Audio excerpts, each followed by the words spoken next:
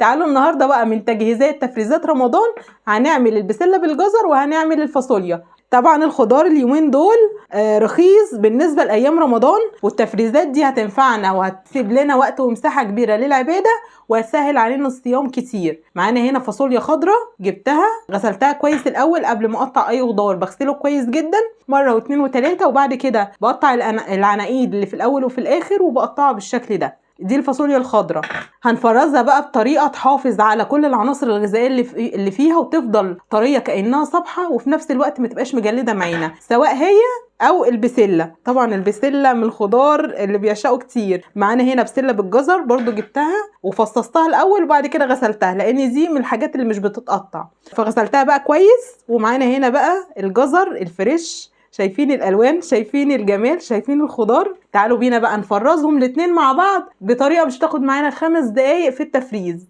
لايكات وكومنتات حبايب ريست الستات، ويلا بينا على البوتاجاز. معانا هنا بقى ميه بتغلي، هنزل الاول بالبسله. البسله اليومين دول بصراحه وقت تخزينها بتنفع قوي في رمضان، وكمان هعمل لكم شوربه خضار هنسيبها تغلي في الميه مش حاطه لها اي اضافات، هتاخد بس حوالي دقيقتين 3. هطلع بالبسله، بصوا بقى لونها الجميل يظهر ازاي. طبعا انا مش عايزه تنزل كل العناصر الغذائيه اللي فيها، فانا هطلع على طول عشان اوقف عمليه السوا وما تبقاش معايا مهريه وتنزل القيمه الغذائيه اللي فيها. هطلع على طول بعد ما تتسلق حوالي دقيقتين كده في الميه، يا دوبك بس تاخد غلوه بميه تلج. شايفين الميه عامله ازاي وفي قلبها تلج؟ ليه؟ علشان يوقف عمليه السوى ويحتفظ بلونها وبخضرها، وكمان علشان البسله معايا ما تكونش دبلانه او مجلده. بصراحه بحس ان البسله لما بنحتفظ بيها كده زي ما هي بتبقى مجلده، لكن الخطوه دي بتحافظ على طراوه وخضار الخضار معانا. شايفين بقى الجمال؟ بصراحه الوانات تفتح النفس لوحدها. وهنا بقى كان عدى حوالي دقيقتين على البسله في قلب الميه. هبتدي بقى اطلع بالبسله من هنا على الميه المتلجه كده. انا بوقف عمليه السوى علشان البسله معايا ما تبقاش مسلوقه ومهريه وتفقد كل عناصرها الغذائيه، وابقى كده يعتبر باكل خضار بدون اي قيمه غذائيه. بص بقى جمال البسله وحلاوتها. طبعا البسله من الخضار اللذيذ المفيد جدا، نقدر نعمله مع الكفته الخضراء او كفته اللحمه، بيبقى حلو جدا. بلحمه مفرومه برضو ينفع.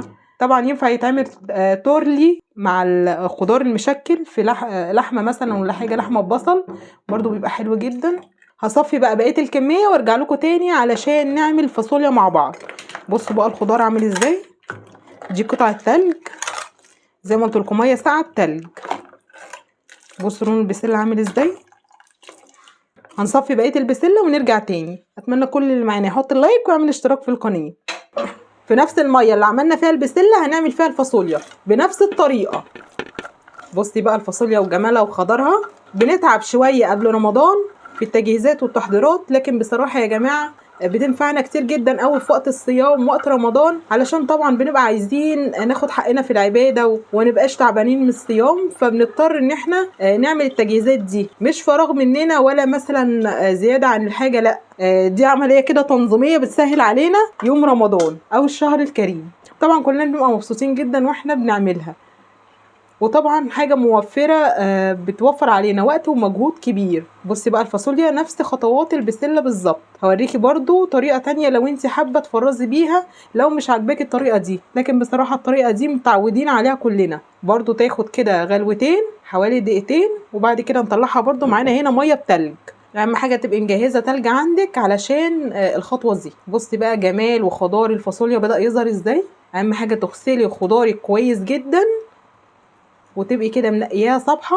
يوم السوق بقى تنزلي بيبقى كل حاجه بصراحه صبحه وفريش وارخص بكتير عن الايام العاديه. يعني انا جايبه الفاصوليا دي الكيلو ب10 جنيه، البسله كنا جايبينها الكيلو ب15 جنيه، لكن بقى عند الخضريين او في الاوقات العاديه مثلا تلاقيها ب25، فلما هتجيبي كميه هيفرق معاكي في السعر. وطبعا فرزنا مع بعض الطماطم، هسيب لكم الفيديو تحت في صندوق الوصف. فرزنا كمان السبانخ، هسيب لكم طريقتها في صندوق الوصف. كل الحاجات دي حلوه جدا لرمضان، بتساعدنا زي ما قلت لكم وبتلم كده وقتنا ومجهودنا. بنتعب كام يوم زي ما قلت لكم قبل رمضان، لكن بتسهل علينا شهر بحاله، او عموما بقى اي وقت يبقى موجود فيه الخضار تجيبيه وتفرزيه، الاوقات اللي بيبقى بتاعه تفريز الخضار والاوقات اللي بيبقى فيها الخضار رخيص. كمان عملنا مع بعض عصاير رمضان، هسيب لكم برضو الفيديو تحت في صندوق الوصف. عصاير اقتصاديه سهله وبسيطه، فيها طرق جديده لاول مره تشوفيها عندنا حصري على قناه ريست الستات.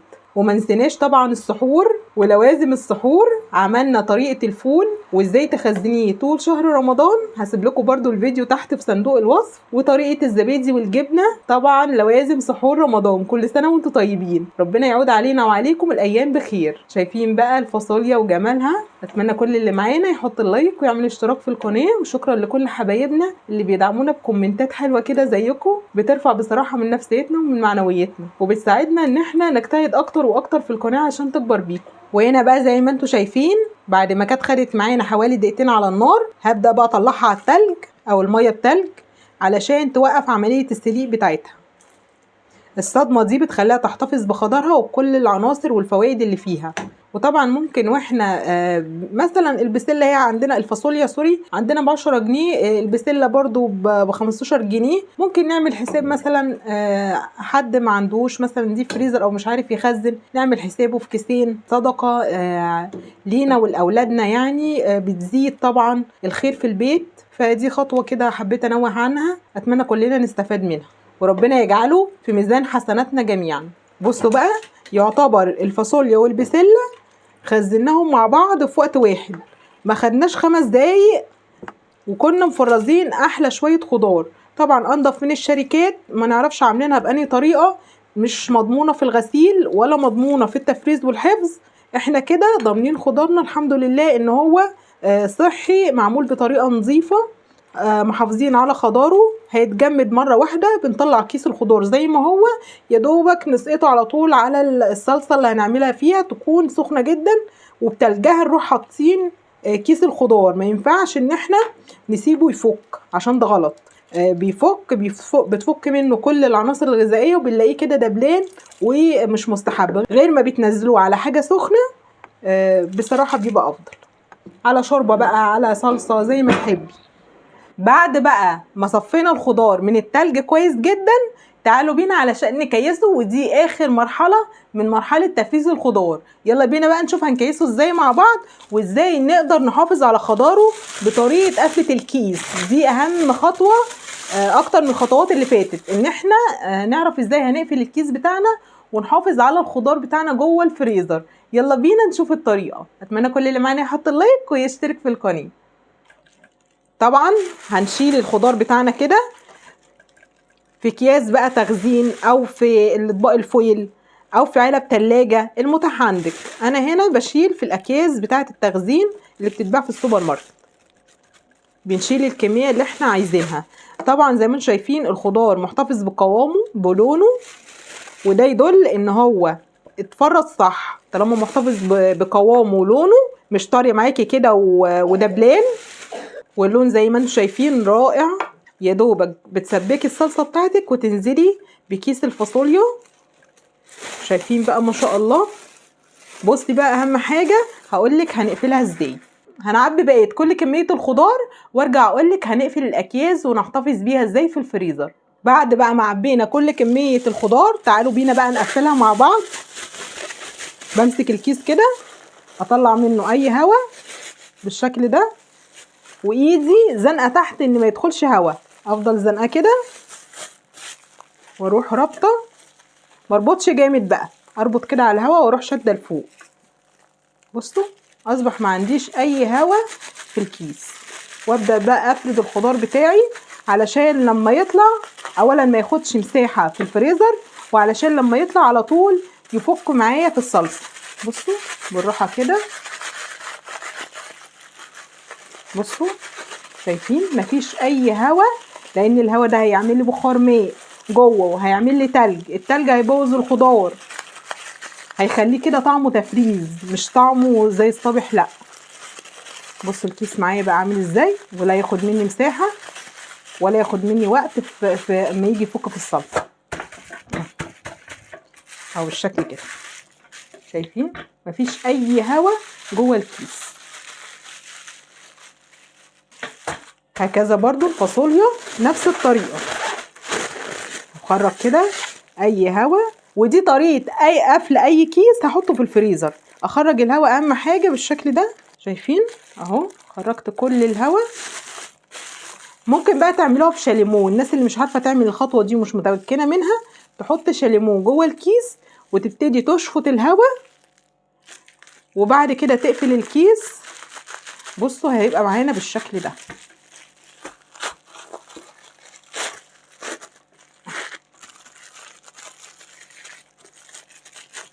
واحده واحده كده.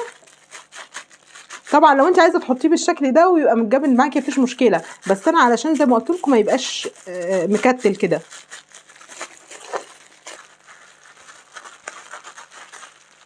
اهو شايفين يبقى معانا بالشكل ده.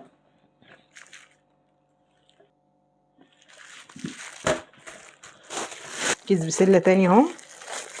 لو انت بقى عايزه تعمليها بشاليمو بتحطي الشاليمو وتشفطي منه اي كميه هواء، بعد كده تروحي رابطه اللي هي الشفاطه يعني. افتحها كده عشان ينزل معايا بكل سهوله. بصي جمال الالوان. طبعا البسله بتنفعنا كتير، بتدخل في اكلات كتير زي ما قلتلك، سواء بقى في التورلي، سواء في شوربه الخضار، طبيخ مع بطاطس كده وكفته بتبقى رائعه. بصي الخضار بتاعي علشان مش مستوي قوي او وقفت عمليه السوا بتاعته بميه ساقعه، سهل ان انا اتحكم فيه. عارفين ده لو مستوي كان هيتهرى معانا ومعرفناش خالص نقفله. وان شاء الله اكيد في رمضان هنعمل وصفات مع بعض بالخضار ده. كل سنه وانتم طيبين. السبانخ برضو عملناها وقفلناها بنفس الطريقه.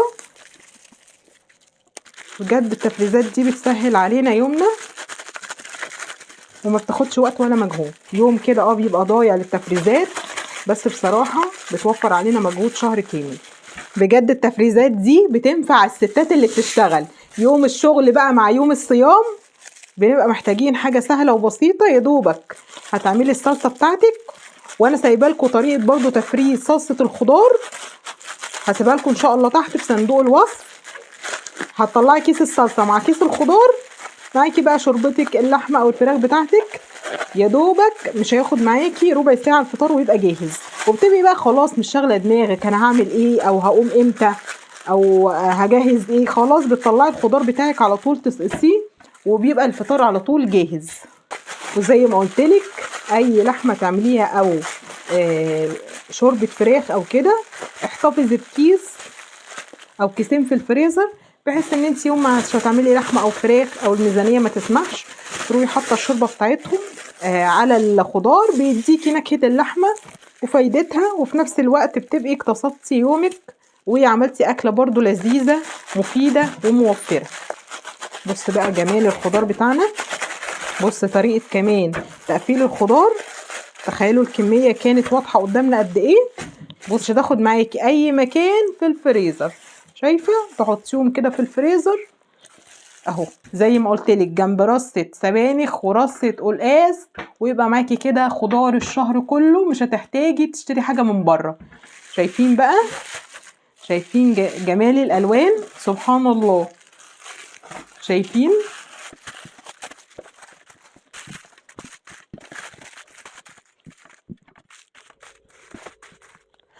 اتمنى تكون طريقه تفريز البسله والفاصوليا سهله وبسيطه بالنسبه لكم. جربوها وشيلوا الوصفه رمضان هتحتاجوها. واليومين دول يومين التفريزات. هسيب لكم كل الفيديوهات اللي تخص التفريزات رمضان وتجهيزاته تحت في صندوق الوصف. اتمنى تخشوا تتفرجوا عليها. اشوفكم على خير الفيديو الجاي. مع السلامه.